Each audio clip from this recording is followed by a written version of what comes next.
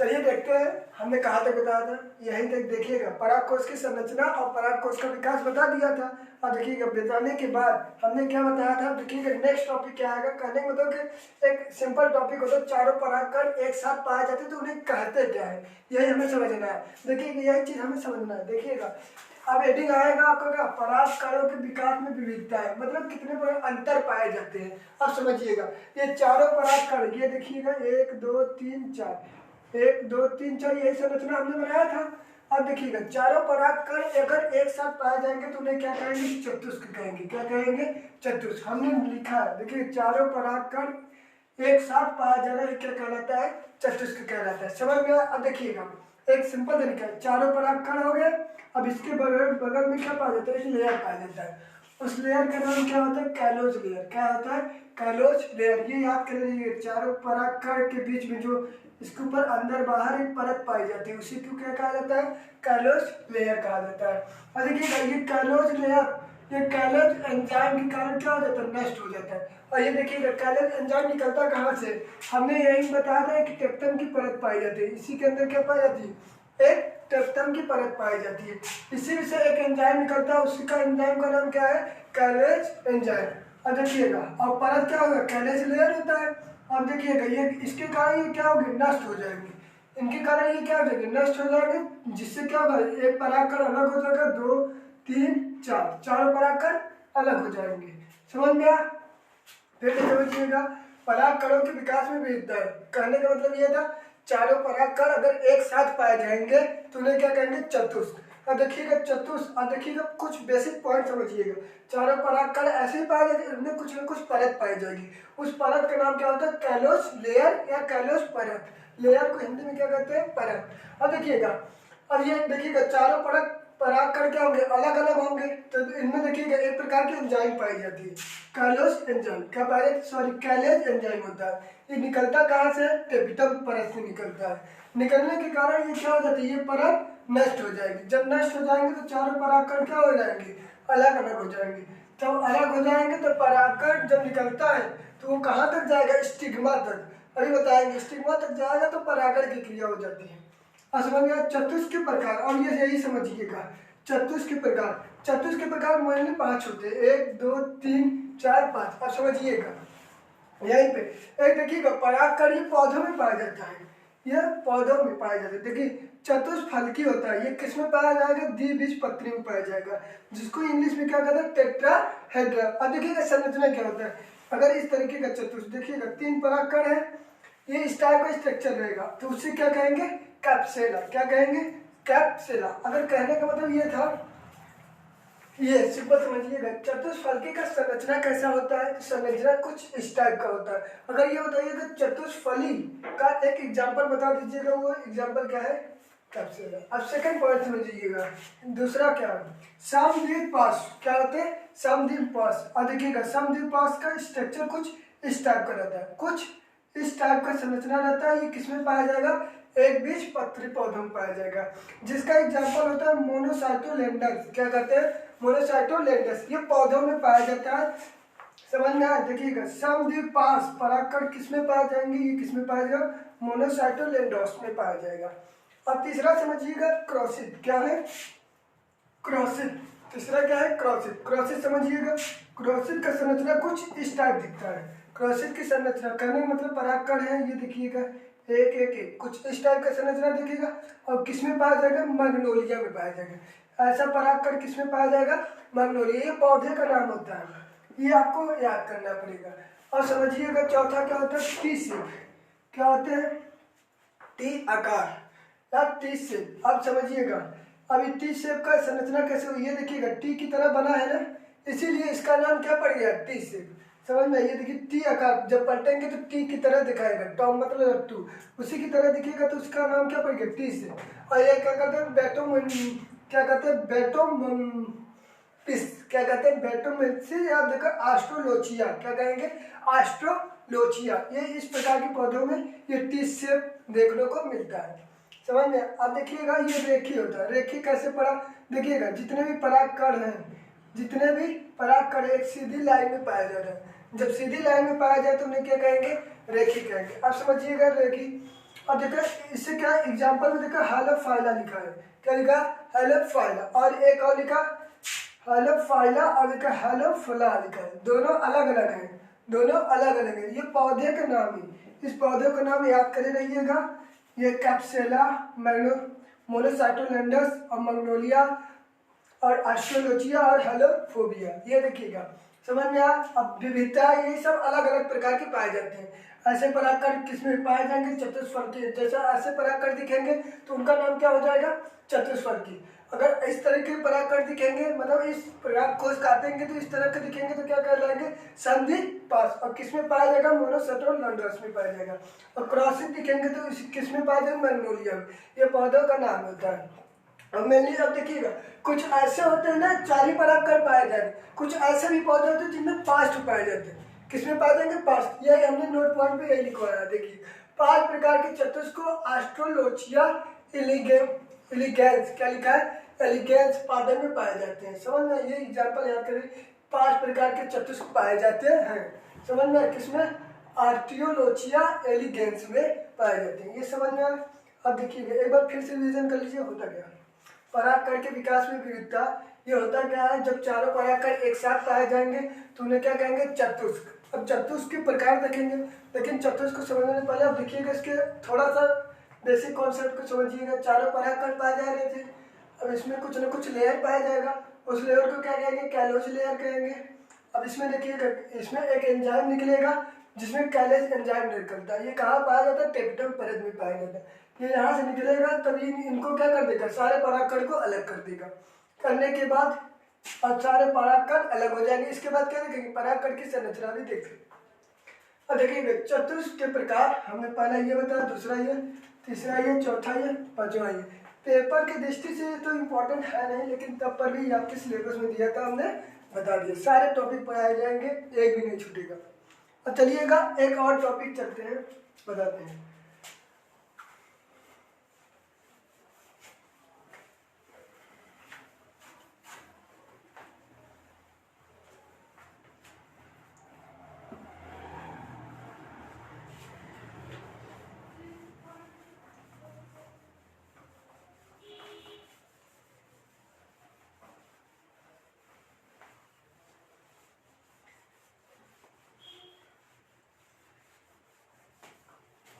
चलिए देखिएगा, समझिएगा अगला टॉपिक क्या है। परागकण की संरचना से पहले एक टॉपिक और समझिएगा, होता क्या? देखिए परागकोश में जो है ना चारों परागकण, ये लेकिन अलग कैसे होते हैं?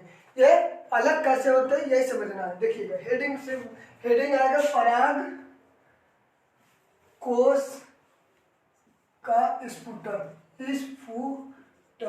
स्फुटन मतलब अलगाव, समझिएगा अलगाव मतलब कहने का मतलब 1 2 3 4 ये 4 परागकण साथ में पाए जाए। ये कैसे अलग हो रहे हैं, ये कैसे अलग हो रहे हैं, यही इस टॉपिक में समझेंगे। उसके बाद क्या देखेंगे? परागकण की संरचना, समझिएगा। अब देखिएगा पहले इसका डिफिनीशन समझ लीजिएगा, स्फुटन क्या होता है। देखिएगा परिपक्व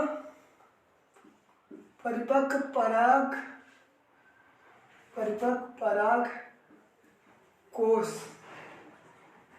परिपक्व पराग कोश की वृत्ति को फटने को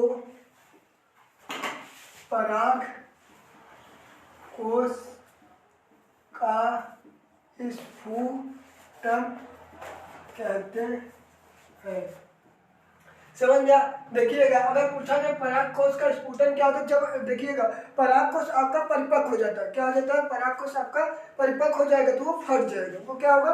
अलग हो जाएगा, फट के अलग हो जाएगा। इसी क्रिया को क्या कहा जाता है? परागकोश का स्फुटन कहा जाता है। क्या कहा जाता है? परागकोश का स्फुटन। और समझिएगा स्फुटन में प्रोसेस क्या क्या होती है वो समझना है। अब देखिएगा इसमें क्या होता है ना परागकोश के स्फुटन में, अब देखिएगा इसमें 2 परत नहीं पाई जाएगी, इसमें 2 परतें नहीं पाई जाएगी। अब समझिएगा कौन कौन सी परतें नहीं पाई जाएगी, समझिएगा। एक होता है मध्य स्तर और टेपिटम, हमने बताया इन सारे परतों को। और देखिएगा और दूसरा क्या होता है? बाह्य स्तर और अंत स्तर। अंतःस्तर।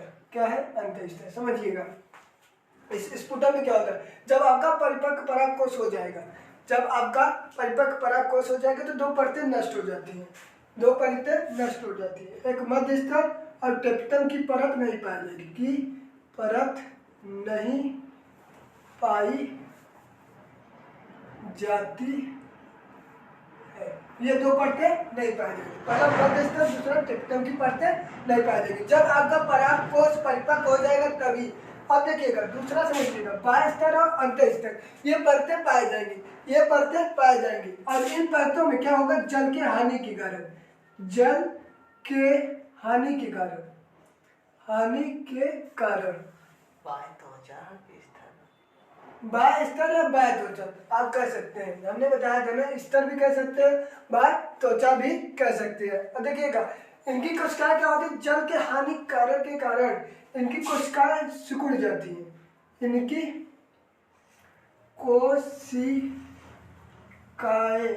कोशिकाएं सिकुड़ जाती है, इनकी कोशिकाएं क्या हो जाती है, सिकुड़ जाती। नहीं समझ में आया ना? देखिएगा अब संरचना समझिएगा, यह रहा आपका परागकोश, ये क्या है समझिएगा, क्या है परागकोश। अब देखिएगा इसके कारण क्या होगा ना, जब इसमें जब ये पानी में रहेगा तो जल के हानि के कारण, जल के हानि के कारण ये क्या होगा, ये सिकुड़ जाएंगे, क्या जाएंगे, सिकुड़ जाएंगे, इनकी कोशिकाएं क्या हो जाएंगी, सिकुड़ जाएंगे।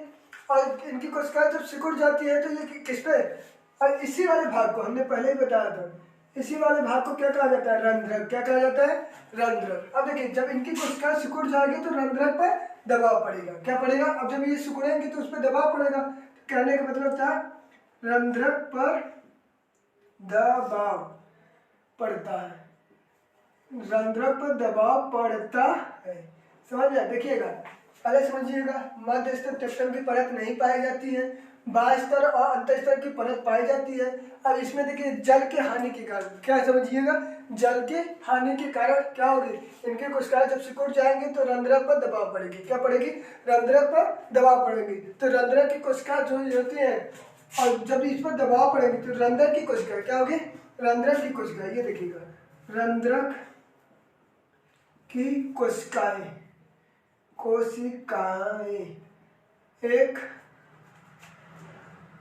एक दूसरे से अलग हो जाती है, एक दूसरे से अलग हो जाती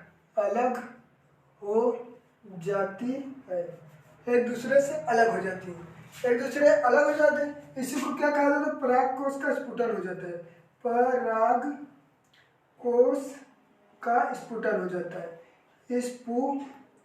स्फुटन हो जाता है, स्फुटन हो जाता है, जिससे क्या होगा, परागकण बाहर आ जाएंगे, जिससे क्या होता है,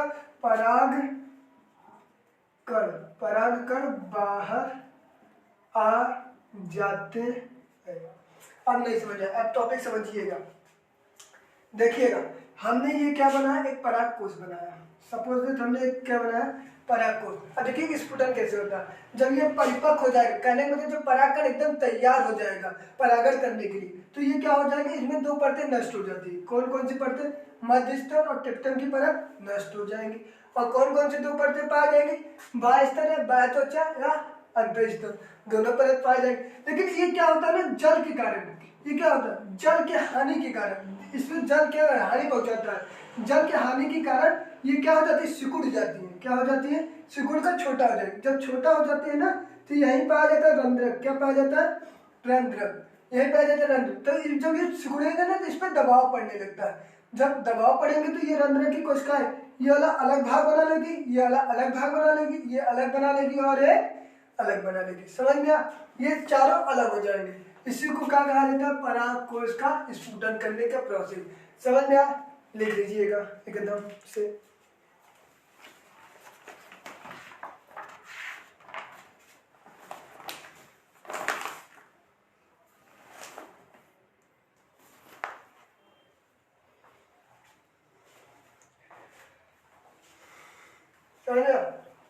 अब चलिएगा एक और देखती है, बहुत सिंपल तरीका। अब क्या देखेंगे, परागकण की संरचना देखेंगे। क्या देखेंगे, परागकण की संरचना। ये दिखता कैसा है, जब इसको अंदर से निकलेगा परागकण तो वो दिखता कैसा, वैसी को हम देखेंगे। चलिए देखते हैं 2 मिनट का क्लास पे उसी को।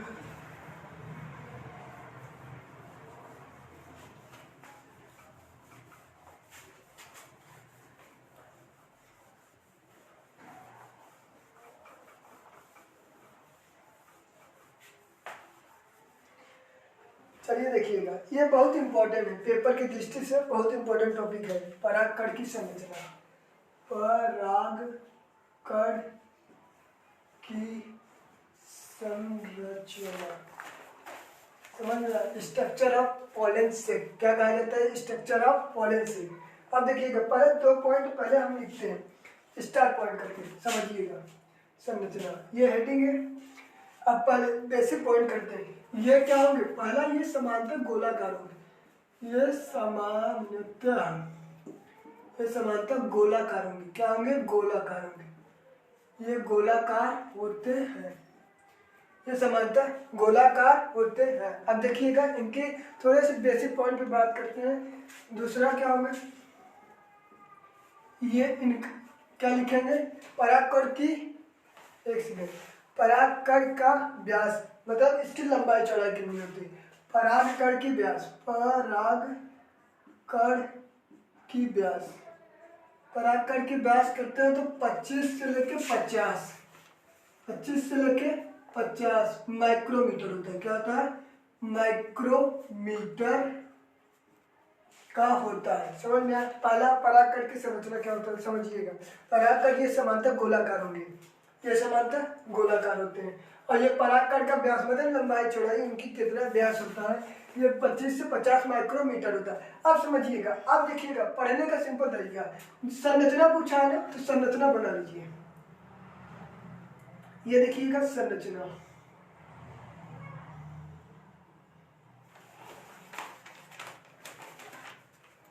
ये देखिएगा परागकण की संरचना। ये क्या है, परागकण की संरचना। अब देखिएगा, इसी में छोटे छोटे पाए जाते हैं, अभी बताते क्या है। अब देखिएगा, हो गया। अब समझिएगा, इस वाले परत को, ये इस वाले परत को अंतःचूल कहते हैं। क्या कहते हैं, अंतःचूल। क्या कहा जाता है, अंतःचूल। इसे इंग्लिश में इंटाइन कहते हैं। क्या कहते हैं, इंटाइन। समझ में आ, इंटाइन कहते हैं। ये क्या होते हैं, ये कोमल होते हैं। क्या होते हैं, पहली चीज कोमल होते हैं। पहली चीज क्या होंगे, कोमल होंगे, और दूसरी चीज क्या होगी, चिकनी होगी। क्या होगी, चिकनी होगी। समझ में आया। पहली चीज क्या होगी, कोमल होंगे, दूसरी चीज क्या होगी, चिकनी होती है। और देखिए, अंतःचूल बना किसका होता है, अंतःचूल बना किसका होता है, बना होता है, अंतःचूल बना किसका होता है। पेक्टोसेलुलोज का नाम सुने,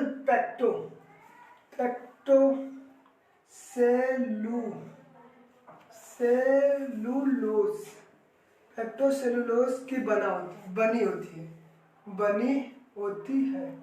अब देखिएगा, परागकण का अंदर वाला संरचना क्या कहा जाता है, इंटाइन, मतलब अंतःचूल। ये क्या होंगी, कोमल होंगी और चिकनी होंगी। और देखिएगा, और ये किसका बना होंगी, पेक्टोसेलुलोज की बनी होंगी। अब देखिएगा, इनका कार्य क्या होता है, इनका कार्य क्या होता है, समझिएगा। इनका कार्य क्या होगा, ये क्या करती है, पराग नली का निर्माण करती है। किसका निर्माण करेगी, पराग नली का निर्माण करती है। किसका निर्माण करती है, पराग नली का निर्माण करती है। समझ में आया। पहले अंदर वाले परत समझ में आया। ये क्या करेंगे, परागकण का, सॉरी, ये परागकण की संरचना है। अंदर वाला संरचना ये वाला, ये गोला में, जो ये गोला में, इससे क्या कहा जाता है, अंतःचूल। क्या कहा जाता है, अंतःचूल। ये किसका बना होता है, पेक्टोसेलुलोज की बना होता है। और देखिएगा, ये परतें क्या होती है, कोमल होती है, और क्या होती है, चिकनी होती है। और ये इनका काम क्या होता है, पराग नली का निर्माण करते हैं। अब समझिएगा, ये वाले परत को समझिएगा। इस वाले परत को बाह्य चूल कहते हैं। क्या कहते हैं, बाह्य चूल। क्या कहते हैं, बाह्य चूल कहते हैं। इंग्लिश में एक्साइन कहते हैं, एक्साइन। क्या कहते हैं, एक्साइन। क्या कहेंगे, एक्साइन। इस वाले परत को क्या कहेंगे, एक्साइन। अब देखिएगा, ये समझिएगा, ये कैसा होती है। पहला तो खुरदुरी होगी। क्या होगी, खुरदुरी। पहला क्या होगी, खुरदुरी होगी। पहला क्या होगी, खुरदुरी होती है। और दूसरा क्या होगी, ये खुरदुरी के साथ साथ ये मोटी भी होती है। क्या होती है? मोटी भी होती है। और समझिएगा बाह्य वाला परत, ये देखिएगा, ये बाह्य वाला परत को क्या कहते हैं? तो बाह्य चोल। ये क्या होती है? खुरदुरी होती है और मोटी होती है।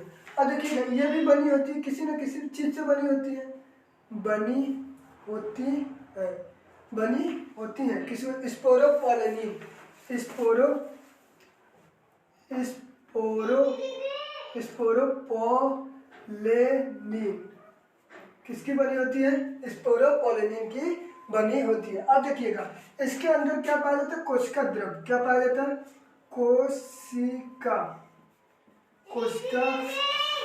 कोशिका द्रव। क्या बना होता है? कोशिका द्रव। इसके अंदर भरा होता है और इसी वाले भाग को क्या कहा जाता है? केंद्र। क्या कहा जाता है? केंद्र। क्या कहा जाता है? केंद्र। समझिएगा ओवरऑल कहने का मतलब ये था। अब समझिएगा पूरा डिटेल, सॉरी पहले इसका कार्य समझा देंगे। बाह्य चोल का कार्य क्या होता है? बाह्य चोल का कार्य क्या होता है? ये देखिएगा प्रतिकूल, देखिएगा इनका कार्य सिंपल तरीका, पराग कणों, क्या कहा जाता है? पराग कणों को प्रतिकूल अवस्था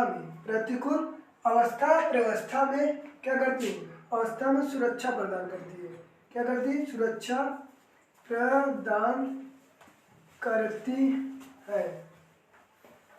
और देखिएगा और इस छोटे छोटे छिद्र पाए जाते हैं, हर जगह नहीं पाए जाएंगे, कुछ ही स्थान पे, जिसे क्या कहा जाता है? जनन छिद्र। क्या कहा जाता है? जनन छिद्र। अब समझिएगा ओवरऑल कहने का मतलब ये था परागकण की क्या देख रहे हैं? संरचना। क्या देख रहे हैं? परागकण की संरचना। अब देखिएगा परागकण की संरचना अगर पूछ लिया तो लिखेंगे कैसे? आप समझिएगा, जब समझे रहेंगे तो आप ऑटोमेटिक लिख सकते हैं। ये देखिएगा ये समानता क्या होता है? गोलाकार होगी। ये देखिएगा संरचना दिख रहा है गोलाकार में। परागकण की व्यास मतलब इसकी लंबाई क्या होती है? त्रिज्या। ये क्या होता है? 25 से 50 माइक्रोमीटर होता है। अब समझिएगा ये परागकण की संरचना हमने बना दिया। अब बनाने के बाद देखिएगा सबसे बाहरी परत, ये देखिएगा बाहरी परत है ना, इसे क्या कहा जाता है? बाह्य चोल। क्या कहा जाता है? बाह्य चोल। जिसे क्या कहते हैं? एक्साइन। क्या कहते हैं? एक्साइन। एक्साइन का मीनिंग सॉरी गलत हो गया था। अब देखिएगा एक्साइन ये रहा, इंटाइन और एक्साइन। अब देखिएगा ये एक्साइन किसकी बनी होती है? स्पोरोपोलेनिन की बनी होती है। और ये जो ये बाह्य चोल होता है वो क्या होता है? खुरदरी होती है और मोटी होती है। और इनका कार्य क्या होता है? परागकणों को प्रतिकूल अवस्था में मतलब कि नष्ट ना हो जाए उससे क्या करेंगे? सुरक्षा प्रदान करेंगे। क्या करेंगे? सुरक्षा प्रदान करेंगे। दूसरा क्या होता है? अंदर वाली परत को क्या कहा जाता है? अंतःचोल। क्या होता है? अंतःचोल। जो प्राय क्या होंगे? कोमल होंगे और चिकनी होंगी। और ये किसके बना होता है? पेक्टोसेलुलोज के से बना होता है। और देखा इनका कार्य क्या होता है? पराग नली का निर्माण। कहने का मतलब यहीं से एक नली का निर्माण होता है। अभी अगले वाले स्ट्रक्चर में देखेंगे।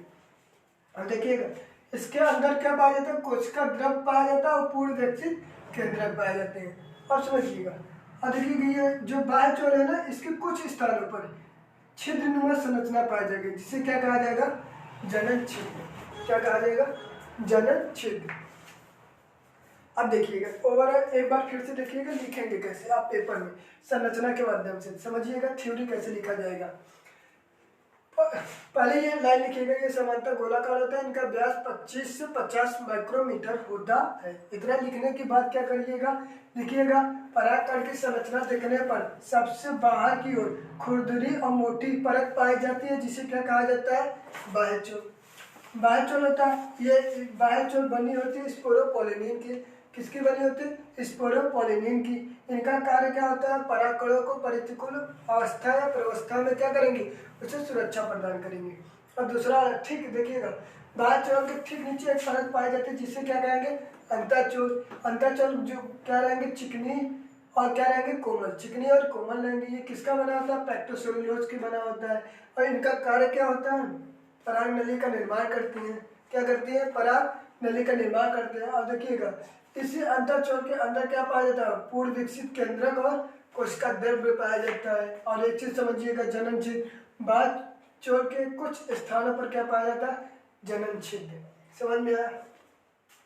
देखिएगा पराग कोश का विकास पढ़ने के बाद आपने पढ़ा क्या है, पराग कोश का स्फुटन पढ़ा, ठीक है। स्फुटन पढ़ने के बाद परागकण मुक्त हो गए थे। अब परागकण मुक्त हो गए तो उस परागकण का संरचना ये रहा। अब देखिएगा लिखने का सबसे सिंपल तरीका यही है, संरचना देखिएगा आप अपने से लिख सकते हैं। समझ में आया एकदम।